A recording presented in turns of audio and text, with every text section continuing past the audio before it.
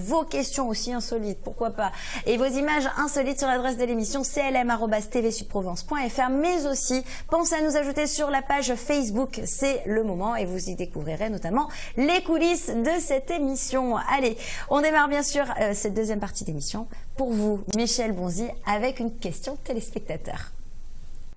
Salut TV Sud Provence, moi c'est Nicolas Patate, parce que les patates, je les mets pas dans ton assiette, je les mets dans ta figure. Alors aujourd'hui vous recevez un créateur de robes. Quel est le rapport entre moi boxeur et les robes, me direz-vous? C'est ma femme, elle me reproche de manquer de sensibilité. Elle me dit ouais, la semaine dernière on a regardé le Roi Lion, t'as même pas pleuré, qu'est-ce qu'il y a? Donc pour lui prouver que j'ai un petit côté féminin, je voulais savoir, est-ce qu'il existe des robes pour mecs? S'il te plaît. Non, non, non. Ah bon, on remercie notre téléspectateur pour cette question pour Michel Bonzi. Vous êtes couturier, designer des robes, oui, pour les hommes, ça existe en plus dans le monde. Il y en a, dans bien sûr. bien sûr. Mais pas chez vous. Les djellabas par exemple. Pas vraiment. Aussi, les djellabas, oui. Oui, mais c'est une longue chemise, une djellaba, plus qu'une robe. C'est plus une robe ou une chemise? Ah oui, bonne question. Pour moi, ce serait plutôt une... Allez, on va trancher tunique. La tunique. On est d'accord. En tout cas, ici, vous n'êtes pas ici pour parler, pardon, de tunique, mais bien sûr de robe. Mais avant cela, donc, vous êtes un couturier designer. Alors, finalement, designer, vous entendez quoi par là? Couturier, pour moi, ce serait quelqu'un qui serait simplement exécutant, qui ferait juste une robe, alors que designer, c'est apporter du design dans le vêtement. Et c'est ce que vous faites, vous apportez... en vêtements. D'accord, vous êtes un architecte en vêtements. Alors, quelle formation avez-vous suivi? À la base, autodidacte. Carrément. Oui, mais avec une maman qui était couturière et une grand-mère qui était porteur-lemonnière.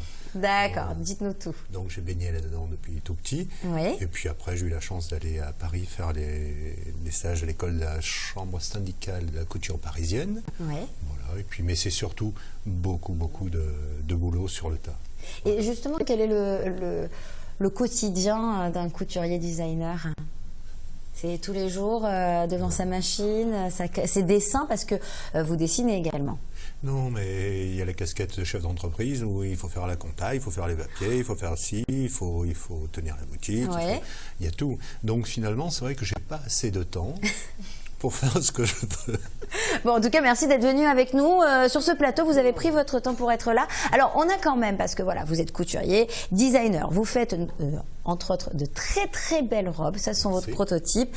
Eh bien, on a des images, une illustration de votre boutique qui se situe à quel endroit d'ailleurs? 3 boulevard Notre-Dame, dans le 6e. Dans le 6e, alors là, on voit, oh là là, c'est magnifique.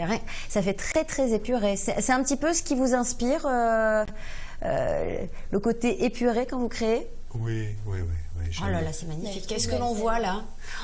Petite robe dans un esprit, moi je dirais un peu Valentino, mais un peu rétro, mais très couture, avec une dentelle pailletée, je ne sais pas si on le voit vraiment. Oui. Là on est dans un tissu entièrement perlé et pailleté. Je viens de voir juste une réaction de notre ingénieur du son, vous le voyez pas ici, mais sur ce plateau, il a fait un wow, comme ça, la robe rouge a eu un effet. Et puis la robe de mariée qu'un jour, on espère porter. C'est Virginie, une jolie jeune fille qui a servi de mannequin. Oui. Voilà, pour porter la robe.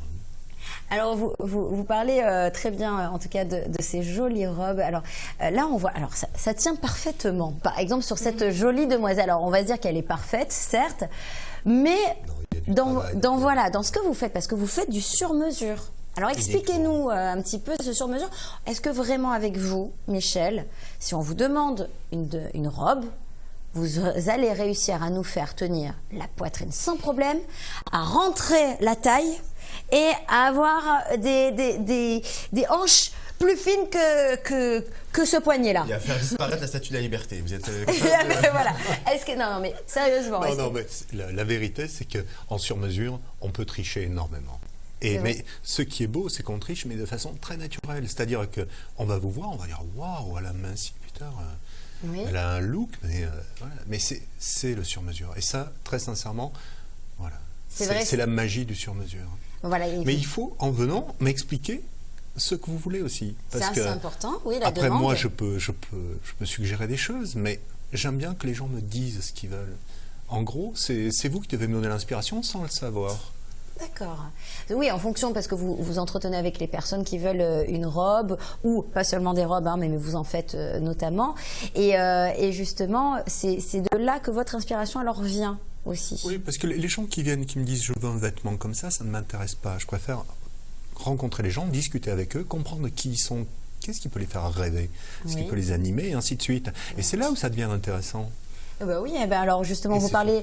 C'est à l'arrivée de voir ce qui est intéressant, c'est le final. Ah, très bien, vous parlez de rêve, vous parlez de ce qui arrive au final. Eh bien, ce qui arrive au final, c'est Marie Bartoli qui est sur ce plateau et qui a pensé à poser une question une nouvelle fois pour nos passants marseillais. C'est quelle question, Marie? Nous vous avons posé cette question. Préférez-vous les robes longues ou courtes et pourquoi? Les réponses en images. Ça dépend des occasions. Hein. Longue. Peut-être les robes courtes. Alors les deux. Les robes longues, oui, c'est pas mal. Ça dépend des moments et ça dépend de la robe aussi. Parce que moi personnellement, j'ai pas de belles jambes, donc je ne les montre pas, autant que faire se peut. Plus beau, plus pratique. Courte, si je me sens bien dans ma peau, qu'il fait beau, pourquoi pas montrer mes gambettes. C'est plus romantique. Vous avez raison. Et longue, je sais pas, en soirée, j'aime bien un truc un peu classe. Voilà. Voilà, et vous, Marie, vous êtes plutôt robe longue ou courte? Plutôt robe courte, Plutôt mais pas courte. trop courte. Pas trop courte, n'est-ce pas? Allez, on vous laisse enchaîner parce que je crois que vous nous avez préparé d'autres types de robes pour notre invité. Oui, parce que là, on parle de robes de soirée, mais parlons un peu des robes de Lady Gaga. Ces fameuses robes. Vous savez que Lady Gaga est une très bonne sœur? Regardez les images. Ah oui, en effet, c'est pas mal. Bon, bien sûr, il faut oublier le détail de la transparence de la robe. Ah, parce qu'elle a une robe là. D'accord. Oui, elle a une robe. Ça vous plaît, Michel Bonzi, ce genre de robe ou pas? C'est pas trop le style de la maison, quand même. C'est vrai. Alors peut-être une autre robe, Marie? J'ai une robe qui fait trembler tous les végétariens. La robe faite toute de viande. Oh non, ça c'est honteux. Moi, j'ai pas du tout aimé. Je l'avais vue, celle-là, elle est horrible.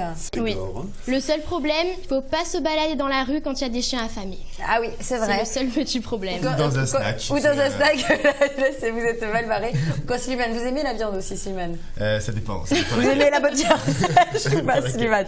Mais justement, allez-y, Slimane. Alors, moi, si on me dit créateur de robe, je pense surtout à robe de mariée. Oh mon Dieu, je veux marier, il faut ma robe blanche, etc. Pas du tout. Arrêtez de C'est penser tout de suite à ça. très traditionnel du mariage occidental. Et donc j'ai fait un tour de toutes les traditions qui se font dans les mariages. Par exemple en Finlande, la veille du mariage, les mariés, la mariée et toute sa famille vont au sauna. Oui. Voilà, rien de tel que perdre 2-3 kilos la veille à la dernière minute. Voilà, au Maroc par exemple, la mariée porte 7 robes dans la soirée. Ils gardent toujours les mêmes sous-vêtements, très important. Le mariage juif, par exemple, on va écraser un verre. Voilà, c'est pour chasser les démons. Ça ne marche pas avec les gobelets en plastique. Voilà, j'ai essayé, ça marche pas. Et autre chose aussi, en Grèce, par exemple, on va accrocher des petits billets sur les robes de mariée, sur les robes de la mariée. Voilà. Bon, vu la crise, je pense que c'est des billets de Monopoly en ce moment. Et la dernière, c'est en République tchèque. On jette pas du riz, mais des petits pois. Des petits pois sur les mariés en sortant de l'église, ouais. Vous êtes sérieux? Non, je suis sérieux, ouais. Mais je sais pas où vous cherchez quand même tous vos renseignements, mais... J'ai des infos.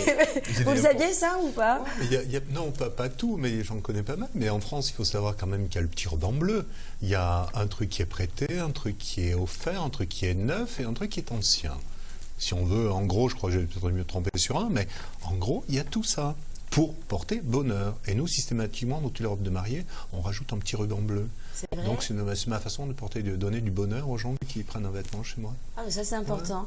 Mais en tout cas, pour casser le verre, c'est pas que pour les ouais. pour le diable, hein, c'est aussi pour la destruction du temple. Enfin, il y a tout un historique.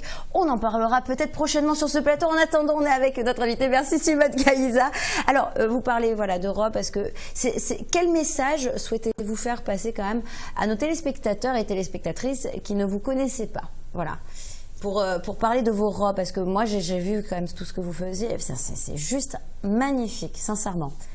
Alors, ce que je dirais simplement, c'est avant de se précipiter pour choisir une robe, qu'elles viennent me rencontrer, qu'on discute, et elles verront ce que je peux leur proposer. Mais c'est vrai que souvent, les gens, en a priori, ils pensent qu'en rentrant dans la boutique, ça va être très cher. Oui. Et ça ça me porte un peu tort parce que c'est l'image que ça donne, mais c'est pas vrai parce qu'un sur-mesure, ce que j'explique souvent aux gens, attention, le pas cher est trop cher. C'est un rapport qualité-prix qu'il faut regarder.